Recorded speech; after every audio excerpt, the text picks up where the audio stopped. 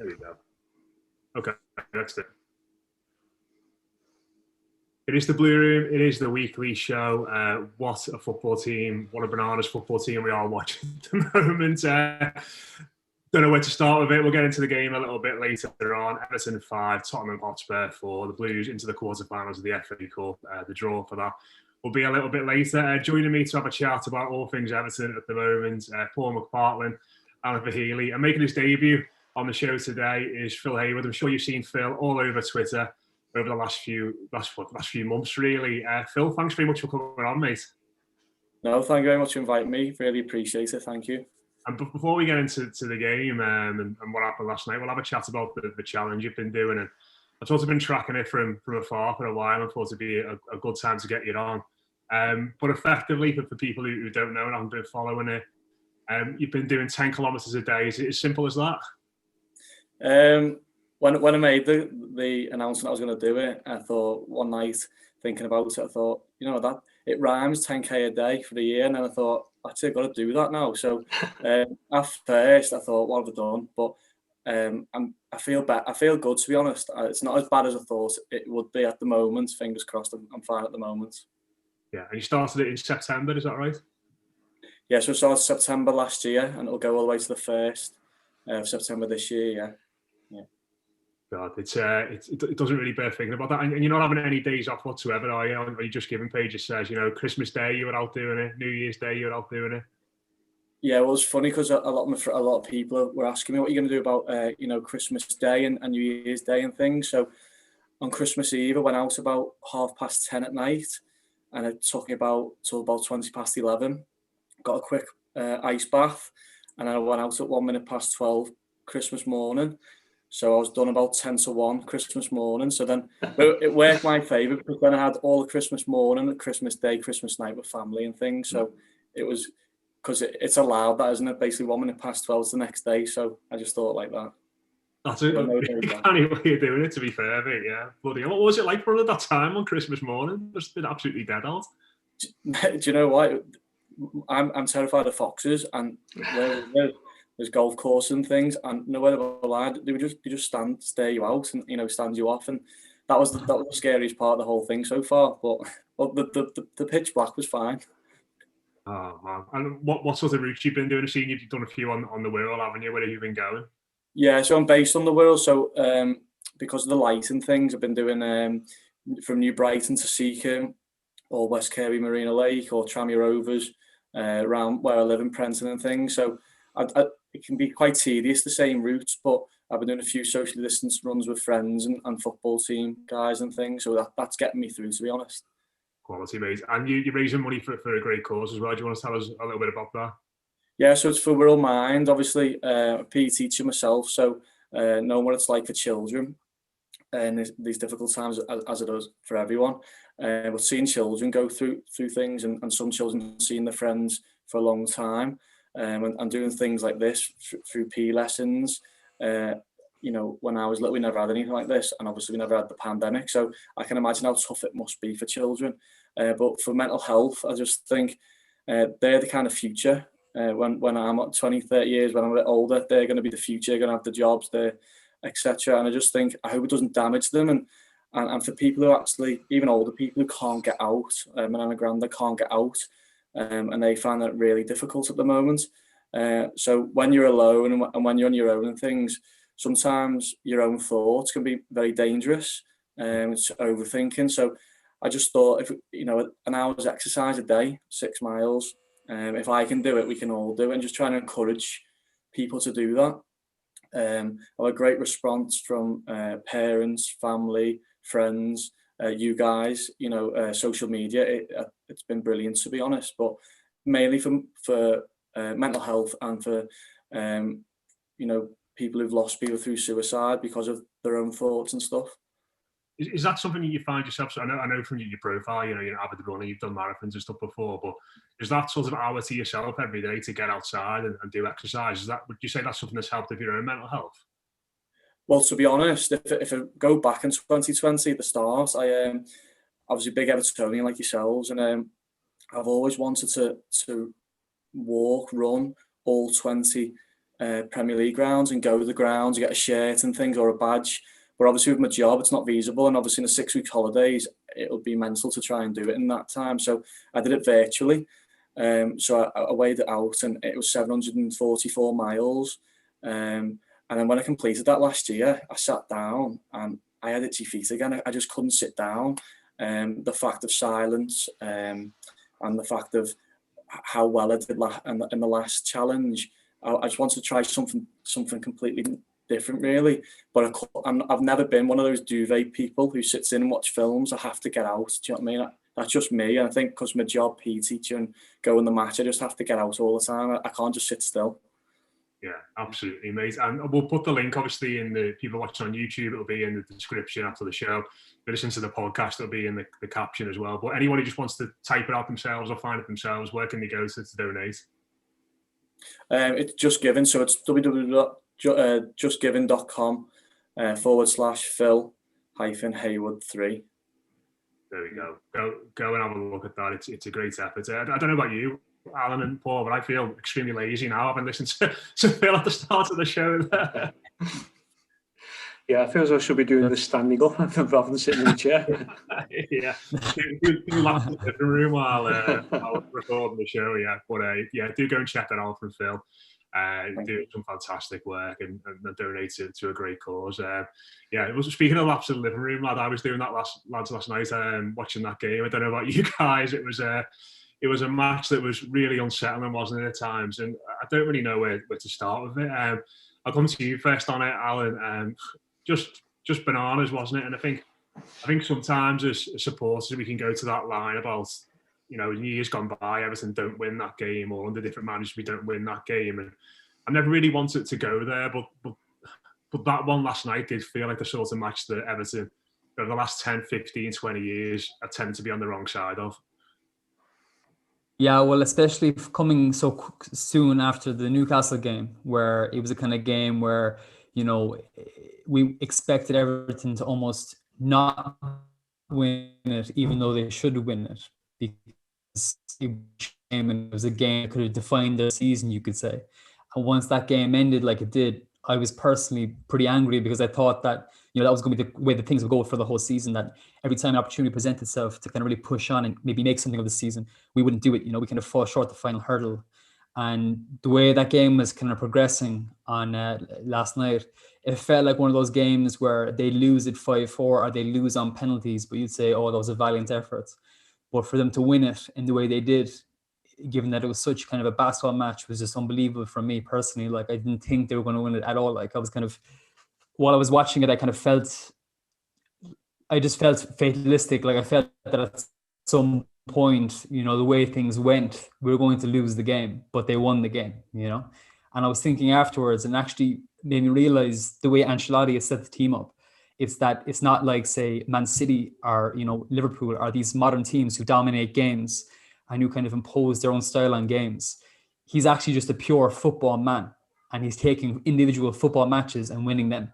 And because of that, we're reactive to the other team, and we play with the other team as opposed to dominate the other team, because we're not good enough to dominate the other team.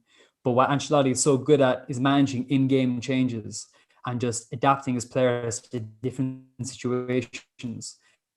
I think we're getting better at that. I think last night was chief example of that happening, in terms of us actually winning a football match, not imposing our philosophy into the team, but actually winning a football match, pure and simple. And for that regard, I think it was pretty old school, and I was delighted with it, of course, Yeah, it's man management 101, wasn't it? In that sense, there's so much good about it. Paul, what did you make of it, mate? Did you have that similar fatalistic feeling that Alan mentioned there? Well, I think if you've been an Evertonian, then you always have the fatalistic feeling. It's like an inherited quality. You never get rid of it. One of the things that reassured me last night, bizarrely, was that after Bernard got the fifth goal and then they flashed across to Carlo, coolly blowing on his cup of soup or cup of coffee, not flustered in the least. And I'm there going, if the manager's thinking that at this stage, maybe I should relax a little bit more. Maybe he knows something that I haven't fully appreciated about this game. And that really reassured me. And I felt in the second period of extra time, we weren't particularly under any danger. So I think on the Ancelotti, we've now developed this very encouraging habit of seeing games out when we're ahead, Whereas, under previous managers, that was never a particular characteristic of Everton. And in some ways, I felt last night like we'd almost come full circle from that FA Cup defeat at Liverpool last season, which I think was the low point of Ancelotti's time at Everton, to where we are now, which is the high point. And I think great though last night was, fabulous though it was in terms of giving the club a lift, in terms of instilling self-belief into the club. I remember when we drew 4 each with Liverpool and we beat them in the second replay in 1991, and everyone was elated with that. And then we lost the quarter-final away at West Ham. So the worst thing we can do now is to lose the next round of the cup after such a stunning performance. So brilliant victory, but it's we've moved on from that now. I'm sure Ancelotti will keep the feet on the ground, but I think, like as Alan's mentioned there as well, Ancelotti knows how to manage games. He makes substitutions at the right time. He puts people in positions you don't think they're going to perform, and like playing Coleman almost as a midfielder last night actually worked tremendously well. So you just feel reassured with Ancelotti at the helm. And I'm actually not bothered who we get next round, because I think whoever we get, we're going to have to meet them at some stage anyway. So, given the run of form we're in, I think for once, clubs will be trying to avoid us in the draw rather than vice versa. Yeah, I think just on the manager, Phil, sort of sticking with him in that moment. Obviously, it was hilarious where he could just sort of blow into his coffee while everyone was just losing the plot all around him. But I think that's been really good for us, hasn't it, to have someone who is just that composed and that calm, because we are quite prone to getting really high sometimes and then probably a bit higher than we should. And then when we lose games like the Newcastle game, we get a little bit too low. And Carlo's just really calm, really steady, and it feels like that's benefiting us. Yeah, 100. I said on my Twitter yesterday, I said I thought Man United might have been a little bit of a blip, as in like getting back into the game that late. But fair play to the players, never say die attitude. I think teams will actually fear playing us now. I think because as Paul was saying, different players are playing in different areas of the pitch. Is man management of the game has been fantastic. Don't get me wrong. I think we can go there like the Newcastle game in periods of the season, but I haven't seen an Everton squad look so happy to be here, and they all look like they like each other. And that hasn't been here for the last 4, 5, 6 years, maybe under David Moyes. So hopefully, like Paul said, I don't mind who we get, because at this stage of the season now, they're all there for a reason. They're all good sides, so be interesting. Yeah, and I think that sort of was summed up by that clip after the game that have you all seen it of Decore lifting Bernard up in the air like he's some sort of trophy, isn't it? It's great getting those sorts of insights. But just to talk about a few individuals who thought were fantastic. I'll come back to you on this one, Phil, because even you, mate, with your 10Ks a day, must look at Abdoulaye Decore and think he's making me look lazy, this fella. Definitely. Well, funny enough, I messaged him just to see, tagged him in, think, come and do one with me. Just having a laugh. But when on Decore, obviously not seeing too much of Alan, not much in the Italian league as much, and James Rodriguez not playing as much for Real Madrid. I was so excited to get Decore. Obviously seen him at Watford, and I haven't seen a player since maybe Kale late in the box. But obviously Kale wasn't as he wasn't as box to box as Decore. I've never seen a player. I don't even think he's ever stood still. I think he just moves all the time. He always tries to be positive as well. Maybe a forward pass, maybe a forward run, maybe that word brave. Sometimes he'll ghost into the box. I think he scored a great goal against Fulham. You wouldn't think he would get ahead of there, but his overall game, he's been outstanding since the start of the season. He's been a great signing. Yeah, it's been magnificent, hasn't he, Al? I think it's not just the running, it's the presence he brings, isn't it, as well? And like Phil said, always looking to be positive, always looking to drive us forward. And when you're in games like that, where you're penned back a little bit at times, it's so vital to have that outlet, isn't it? Yeah, totally. I think like off the pitch, Ancelotti is a great influence because he's so calm and composed, as you said. And I think on the pitch, Decore is that kind of influence because he's so industrious and he's so kind of relentless in the way he plays that it must inspire other players to do the same. Like, for instance, Gylfi Sigurdsson, whose pressing has improved so much in the last few games. I think that he sees someone like Decore putting in that running and making those kind of moves and disrupting the opposition the way he does. And then he, in turn, kind of presses more heavily as well. So it's like a knock-on effect. And also it's being kind of, almost compensating for like the likes of James and his running and stuff, and also kind of freeing up Richarlison and Calvert-Lewin to do more offensively because Decore is occupying so much space, But just also on the Ancelotti point, I remember reading Carragher was talking about when he played AC Milan in 2005. Obviously, that was the infamous game.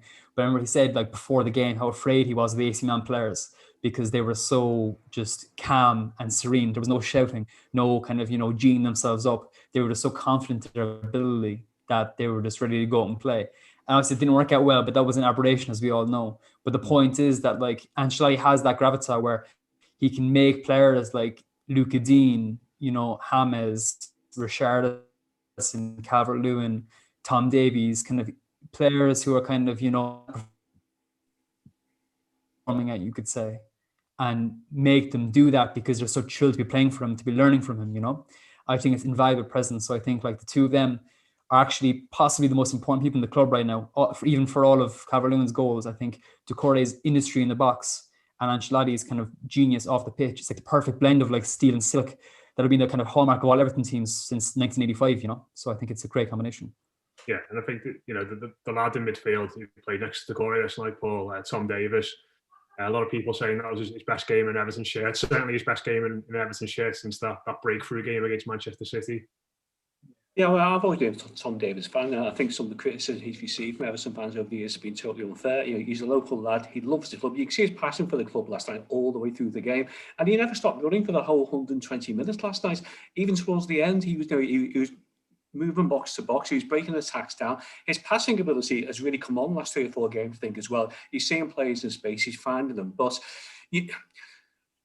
I think Doucouré has also made him a better player because Doucouré has been an example of what a midfielder should be like. So, and he's always making sure that Davies isn't too exposed as well. So, I was delighted for Tom Davies last night because, for once, I was checking the Everton Twitter stream and I'd say 95% positive about Tom Davies, which is probably not been like that since the Man City game.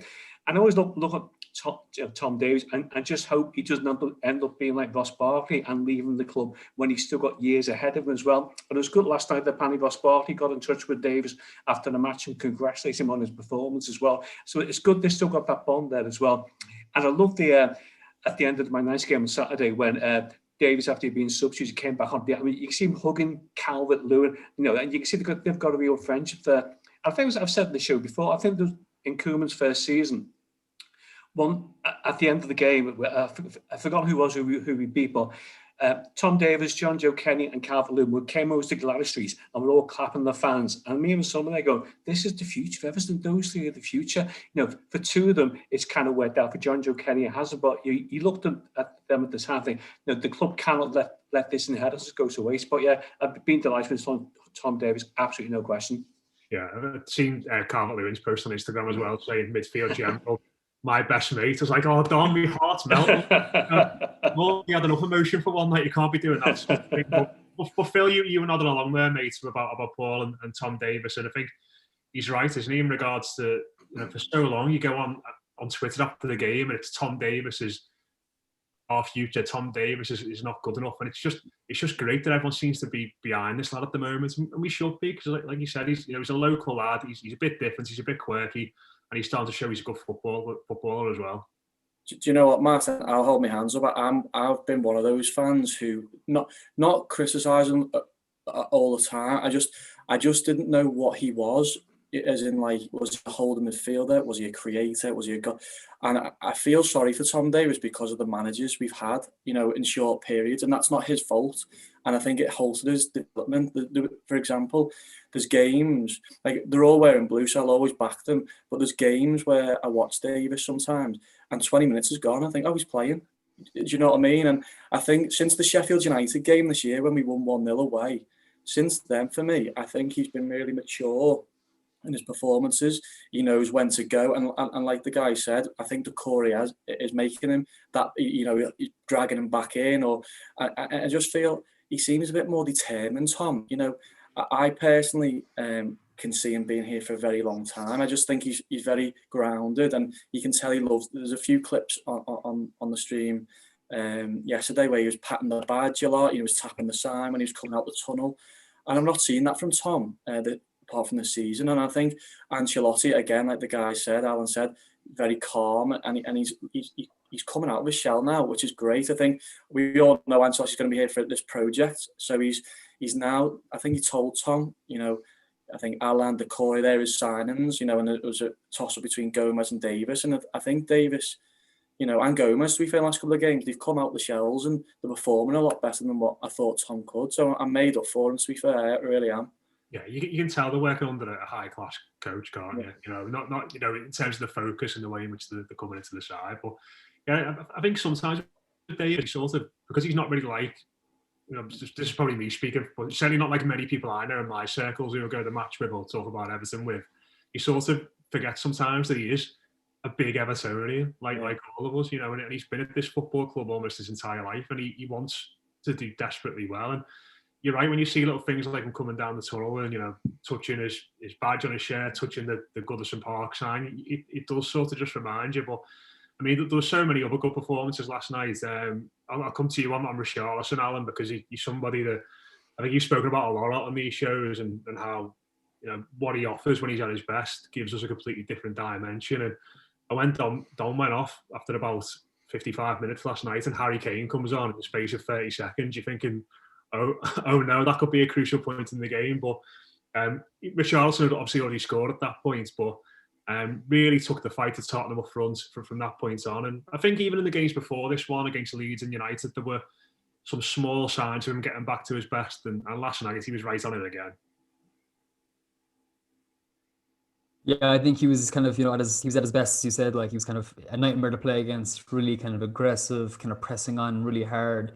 For the goal with his left foot, I thought it was just a brilliant goal. Like, the way he took it, the way he hit it, it was just a really powerful goal from a powerful player. But I think with Richarlison, I think part of it is his ego is a bit dented, because Calvert-Lewin is getting all the praise. And that's actually a good thing, because, these guys, especially the likes of Richarlison and Calvert-Lewin, are, early 20s. They're forward players. They're highly touted. They're both internationals now. Richarlison's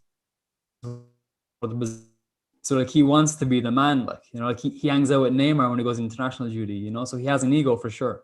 Like, he's a humble guy, but he's got an ego. So I think he wants to be the main man. He wants to be the star. And I think the likes of James coming in, Calvert-Lewin performing as he did, especially when the goals didn't come frequently as they did last season. So even though we're performing well, I think you can visibly see that he wants to be doing well as well. He wants to be contributing well to the team. So I think that the way he played last night, when Calvert-Lewin went off and when Kane came on, it was almost as if he was kind of saying, and also James wasn't there. It was almost like he was saying, okay, I can be the man now. I can take control and I can show what I can still do. And I think he did that for sure. It was just a typical Richarlison performance. And I suppose, Paul, as well, we're sat here now, we're in the quarterfinals of the Cup. We're 3 points off top four with 2 games in hand on the teams above us, which is exciting in itself. But Everton have got to that position without arguably the best player playing that well, from the start of the season up to here in Richarlison. And it just makes you excited, doesn't it? That if he can hit form now between now and the end of the season and chip in with 10 goals in the last 20 games of the campaign or whatever, that could really push this team onto something special, couldn't it? Yeah, I'd agree, Matt. I think, from my perspective, I thought last night was his best game of the season for Everton, and he thrived on the responsibility once DCL went off. He almost seemed to be demanding it. And I loved the way that through the game, he was arguing with the referee, contesting every decision, drawing his attention to various little misdemeanors by Tom. And that's what you want the players to do, rather than just mildly accepting decisions. You want them to be having a word with the referee, putting a few doubts in his mind. So I was really pleased to see that as well. He also ran himself into the ground for 120 minutes. And when in extra time, when Sigurdsson burst through and didn't play the pass through to Richarlison, give him absolute looks to kill. That's what you want your strikers to be doing, letting the midfielder, Al's available, Al's the best man, play the ball to him. Undoubtedly, if he can start delivering goals to the same extent he's done for the last 2 that he did last season, then that's going to be a massive benefit for the club going forward in what's going to be a hugely congested fixture that's coming up now. I think, I know Alan mentioned he's got a bit of an ego, and I like that. I think the player should have a bit of an ego, and I think, I think these days maybe more than himself and Neymar. It's more like the other way around these days, because I think Neymar can learn an awful lot from Richarlison, how to conduct yourself as well. But yeah, I mean, he's only 23 still, and if he can maintain this level of performance that he showed last night for the rest of the season, that's only going to benefit the team. And I've no idea how long DCL may or may not be out for, but think I'm very reassured that that Richardson can fill in that position and put more pressure on DCL as well. Which you need competition places all through the team. So I think that really augurs quite well for Everton as well. And I think what I was most happy about last time was actually see Richardson smile. I think Captain smiled twice during the game, and I think that's a season first as well.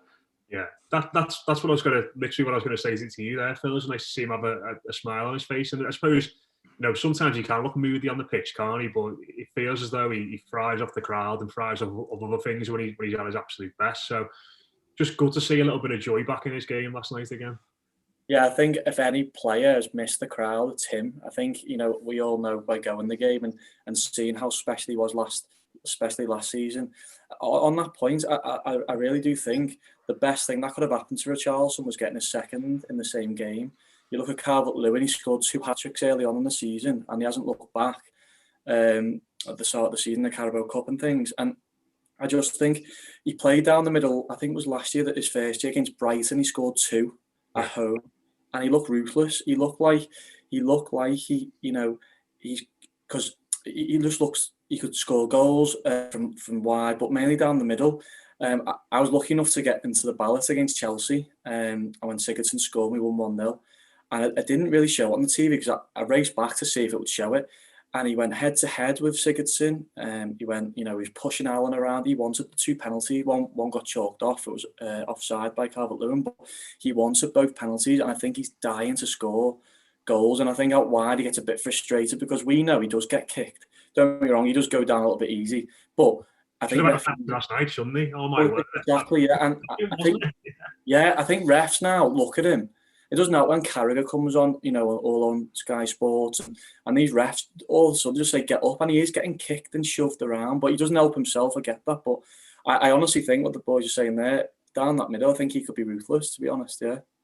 Yeah, it's going to be interesting to see him or Josh King get the nod on Sunday. If up top, of course, if Dom's injured, looks like he'll probably miss out on that one anyway. But I just probably got to speak about that game in a bit more detail. I'll just be interested to take a bit of stock. Like I said, Al, we're into mid-February now, 3 points off 4th, Cup quarter-finals. It's when you put it like that and you think about the wins we've had and the way we played and some of the individual performances, it's been quite a season, hasn't it, so far? And it's great that we're looking at this team and looking at some of these players and saying that there's potential for it to get better. Yeah, I just think that under Ancelotti we're making progress. No matter what. And I think that he'll leave the club in a better position than he found it. I think that the kind of intangible stuff that he's giving us in terms of self-respect and kind of a bit of an ego, which isn't a bad thing, and just kind of an ambition to kind of seize the previous kind of conception we had of Everton for the modern day. Like Koeman said, of course, 2 weeks ago or so, Everton are kind of living in the past, but that's because nobody's been able to bring us the future yet, So I think Ancelotti can do that. I think Koeman can never do that in a million years, but I think Ancelotti can do that genuinely. I think the combination of the youth we have coming through, some intelligent recruitment from Marcel Brands, and some of the players that Ancelotti's bringing in by his kind of the weight of his experience, the weight of the respect he carries in the game.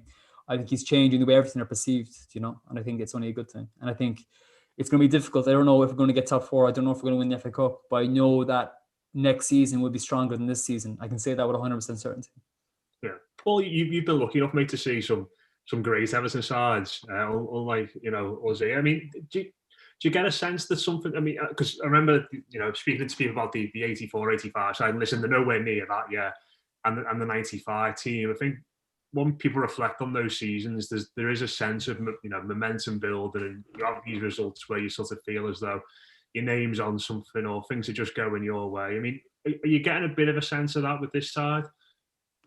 Yeah, it's hard to compare any Everton side with the 84-85 edition because that's the standard by which they're all judged. And you can see certain similarities here. 84-85 side, you had Andy Gray, who absolutely terrorised defences, and you can see Calvert-Lewin with his aerial threat has got some similarities there with Andy Gray. The midfield 84-85 was to me, what defined that side, because with Peter Reid and Paul Bracewell in midfield, I spoke to Peter Reid at the meeting about this time last year, and he was saying that him and Bracewell almost had a telepathic understanding that they'd just hit the ball, knowing where the other player was without actually looking. And if you see some of the clips in that season, you can see some of the crossfield passes they play, and they just pick each other out. So the engine room is sitting, in East 485. I can see elements of that now with what we've got at the moment, particularly when Alan comes back, Decore, Davies, they're all working really well. I think the one major difference is the goalkeeper. 84, 85, we had a world top-class goalkeeper, Neville Southall. Neville Southall would win you games single-handedly. I don't think we're quite at that stage yet.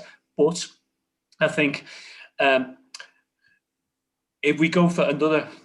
I mean, it's easy to say go for a top-class keeper, because I'd struggle to name a top-class keeper at the moment, because every keeper in the Premier League is having various off days on a regular basis. So whether it's a case of working more on training with Pickford and also, I'm not quite sure.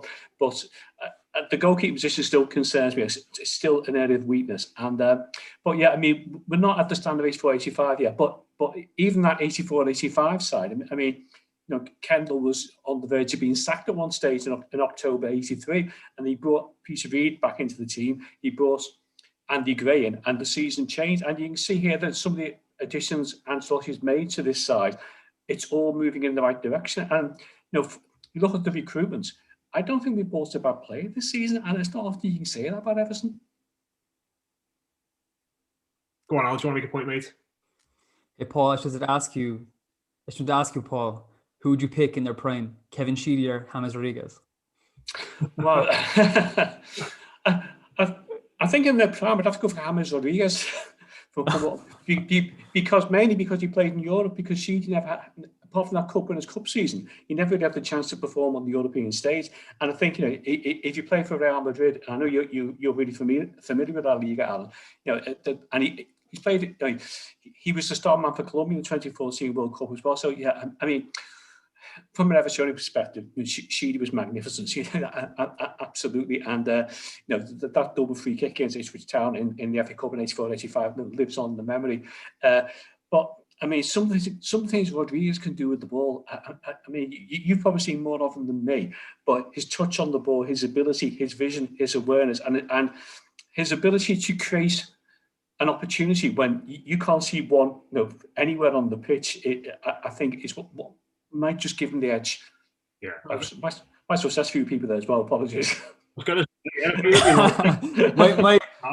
say, my dad is very upset right now back in Cork. I can tell you that he's now like insulting his hero there now. Like, if I scores a free kick at the cop end in a couple of weeks and sticks the fingers up, I'm sure he'll probably be on a level more. But no, it's I wasn't like, this is probably people going, of course, we're nowhere near the 84-85 side, but it just feels as though something's building. And I think that's sort of where I come back to last night, Phil, just to finish off on this game. It's, for so long we've had things go our way, and you feel as though, is this the turning of the tide? Are we finally ridding ourselves of the Everton that mentality? And it just feels as though, while we haven't got rid of it yet, that this manager is starting to gradually get us out of that mindset. 100%, yeah. I saw a couple of tweets this morning actually saying, still on a high from last night, but what do you think the score prediction will be against Fulham? You just know in years gone by, we've had such a high, and then against the Newcastle kind of scenario. But again, I looked actually after the game and I thought, Fulham, I'm glad we're playing a team like Fulham who have to come and win or have to come and get something. We'll open the game up. If it wasn't a Burnley or Newcastle. And again, momentum's the key word you used, Matt, before. I think, there's going to be a few tired legs this morning, but the likes of Gomez, Alan, I think he's back. Maybe Rodriguez might feature King. So there might be a bit of Coleman might come in for a freshman there. But, the belief, I think, what a win can do. I just wish, I'll be talked about for years to come, that game last night, and I just wish it was full, because that's the only downside of it. God, yeah. Imagine coming out the ground after that. Would have been insane. It just one of the things, I've seen a few people in the comments there mentioning Seamus Coleman. You would have thought, looking at the bench before the game, that our bench would have had a bigger impact on the game than Tottenham. It's absolutely bizarre, wasn't it? But he was great, Seamus, when he came on, wasn't he, Al?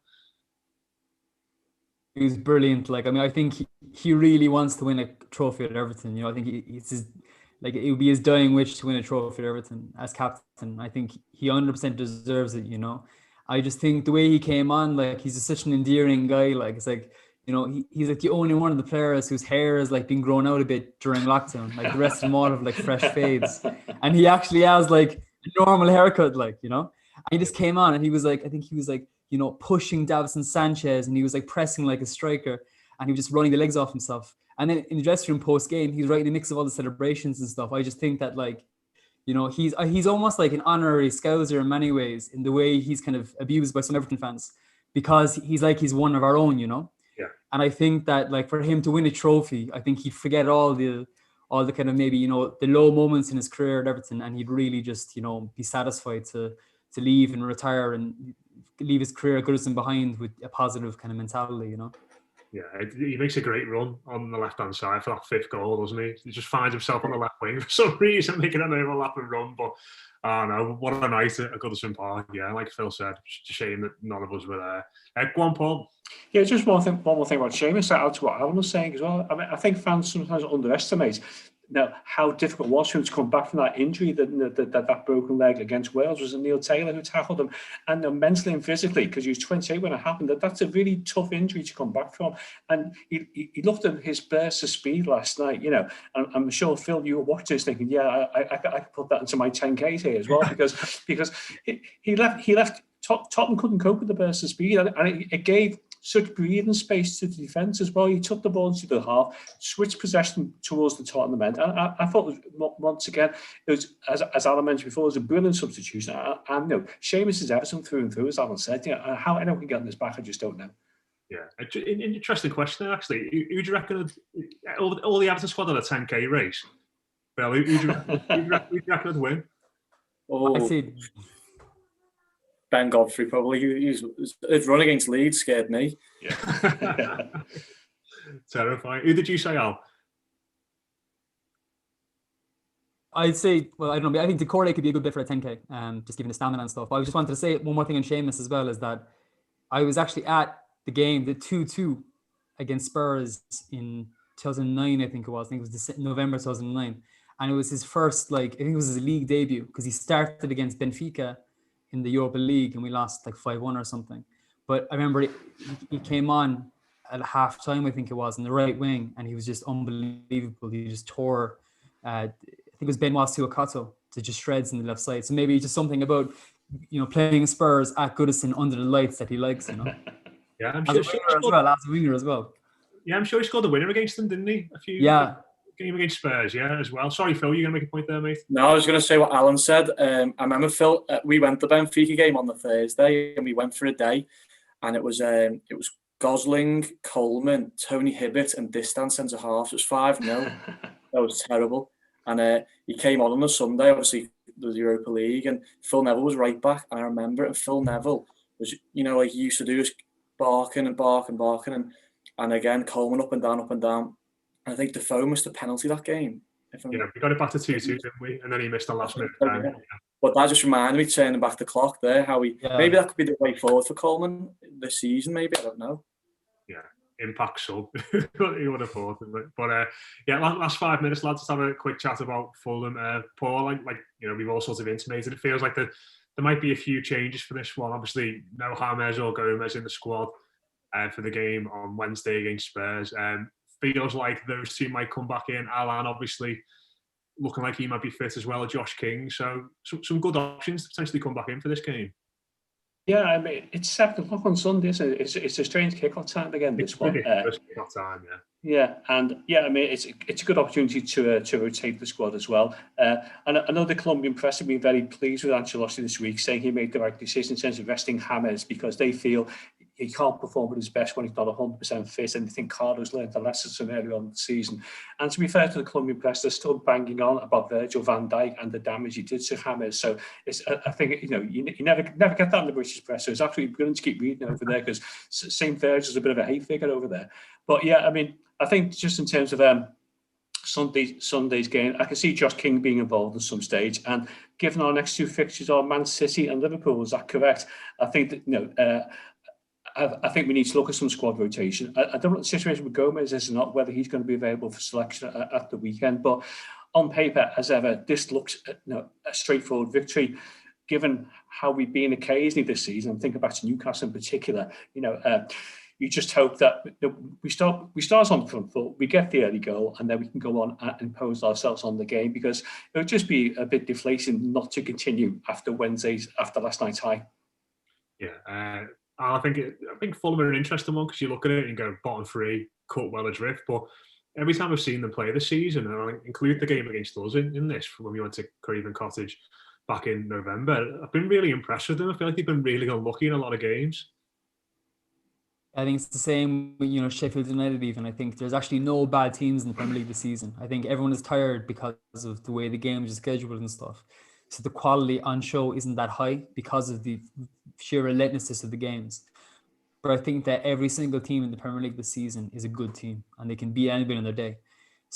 So Premier League, if you're pay. And I think that, Fulham would have looked at that game last night and have thought, okay, they play 120 minutes. They have a small squad. They named only, I think it was 5 outfield substitutes, 2 goalkeepers, and they're missing 2 players on the bench. We can gun for these guys here and we can beat them 100%, catch them cold. So, and also the emotional drain. So I'd be very, very wary ahead of Sunday's game, to be honest. I think that if we go in underestimating them, we'll get hurt badly. Yeah, and finally, I'll come to you first on this, Phil, and then get the other lad's opinion. Jordan Pickford's fit. Who do you think gets the nod in goal? I will go with Olsen. I think he deserves a chance. He made some good saves, didn't he? To look a little bit iffy. I like both of them. I think he's very attached to his line. Pickford likes to come out, but I like how he's a big presence as well. I don't think he, apart from the United game where he slipped, I've liked him. I think he's been our best number 2 we've had in a long time. Pushing obviously Jordan all the way, but I like, it's a flip of a coin for me. It doesn't really, I'm not that phased. I know that probably our weakest area at the moment. I know it sounds kind of daft, but I think the teams look at that as a target. Like, for example, the game last night, I was more worried about their corners than anything, and I haven't been like that for a long time. So I'll just say Olsen, just to stick with stick with it.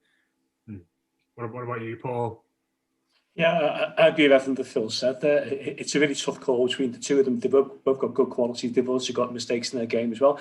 I think, given the fact that Olsen's been the keeper for the last 2 games, the back four's getting used to playing with Olsen. I don't see any huge benefit in obsessing that sort of a partnership between the back four and Olsen at the moment. And he's only, in my eyes, he's only really made 1 mistake so far against Man United. So I don't see any reason to replace him with Pickford at this stage. Alan, you agree, mate?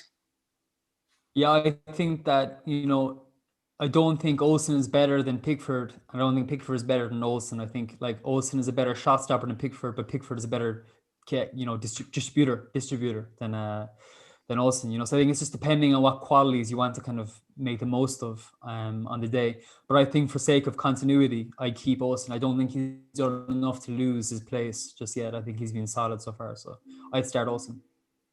Good stuff. Lads, it's been a pleasure. Thanks very much for coming on, to Paul and to Alan. And Phil, of course, best of luck, mate, with the rest of your challenge. I'm sure we'll speak to you again before you wrap up in September. Hopefully we've got a couple of pots by then. Everton won the FA Cup. Yeah, thanks very much for having me. I really enjoyed that. Thank you. And just a reminder, if you want to donate to Phil, do click on the link in the caption below. Do check out all the good stuff he's doing as well. And the Twitter handle is on Twitter for this post, for this show. And just a reminder as well, if you want to hear more from us, we're doing multiple shows every single weekday over on Patreon. It's patreon.com/theblueroomextra. There's so many games at the moment. There is a ton on there. So do come and join us on Patreon if you want to hear a little bit more from us. But thanks very much to all the lads. That's been your weekly